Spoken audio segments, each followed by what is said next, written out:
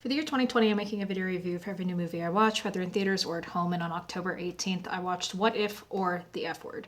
Welcome to my year in movies. This is talking to myself. Yes, it is still a movie that we're watching in October, so how do we make it spooky? Well, nothing spookier than dating in your 20s, allegedly. I wouldn't know. Wallace and Chantry, they meet at a party, they hit it off. Wallace is really into Chantry, only to find out that she has a boyfriend. And he has to put aside his feelings and be like, yes, I wanted to be your friend. I totally wasn't trying to date you at all. The classic, can men and women be friends? It was really cute, all right? Daniel Radcliffe and Zoe Kazan as the leads, they were adorable. Daniel has mastered this 1,000-yard stare, and that's put to really good use here. And his natural English accent was a really nice change of pace. Not that his American accent is bad. I like giving the man the opportunity to just play a regular guy.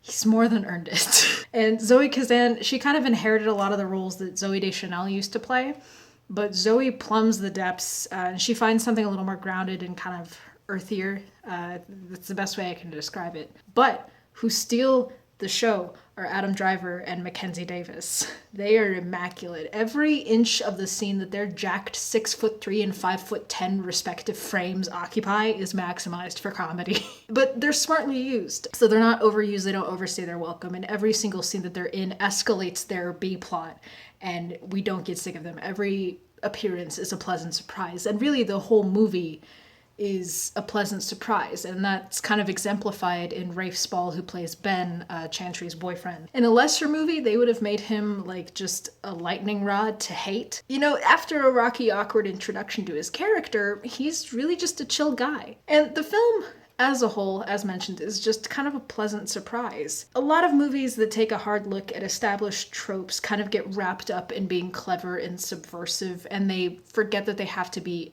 like a good movie. You know, certain conventions are critiqued to an extent. You know, they look at the character assassination of the established romantic partner, they look at the former relationships of the main character, and they look at the grand romantic gesture, but we don't get absorbed in how subversive the movie's trying to be. What If, even without an encyclopedic knowledge of romantic comedies, holds its own as just a funny movie.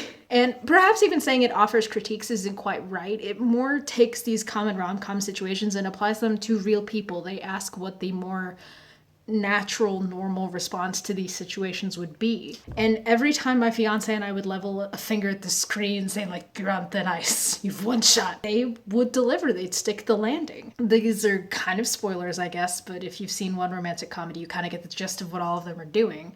So we have like the big romantic gesture, and that involves flying to Dublin. So Chantry's boyfriend works with the UN, and so she goes to Dublin in what she hopes will be a very clarifying trip for her, as she's being kind of torn between multiple paths for her life to take. In a way, it is a clarifying trip for her. Wallace is going to be spontaneous, and when he admits that he went to Dublin, when he tells Chantry that he kind of followed her to Dublin, she responds in a way that most of us would. She's kind of horrified by that, and we're forced to be like, yeah, that was a bad move. I like it for that. They have real sticky conversations about like, hey, this wasn't cool.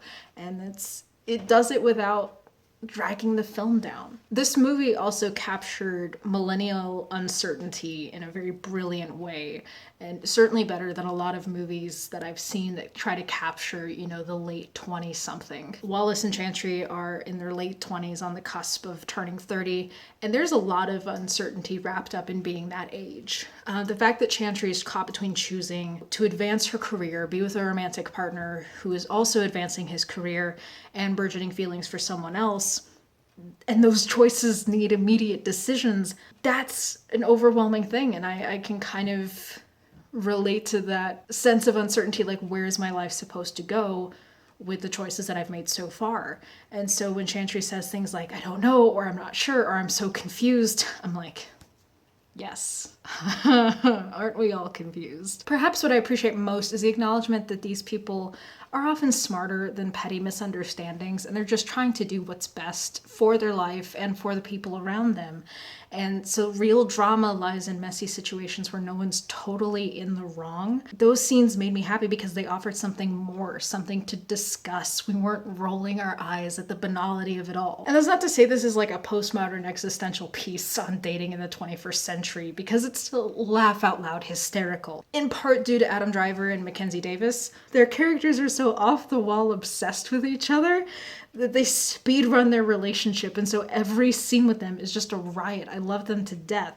And some line from any of those scenes will stick with you, I guarantee it. And it's just a lot of fun. It was certainly one that I expected to enjoy, but not to the degree that I enjoyed it. It was absolutely phenomenal. This is one that I do recommend if you haven't seen it. It offers something new and it offers something fun, whether you're in a relationship or not. Kind of flew under the radar, kind of an indie darling, but certainly worth checking out. This has been My Year in Movies. Thank you for watching.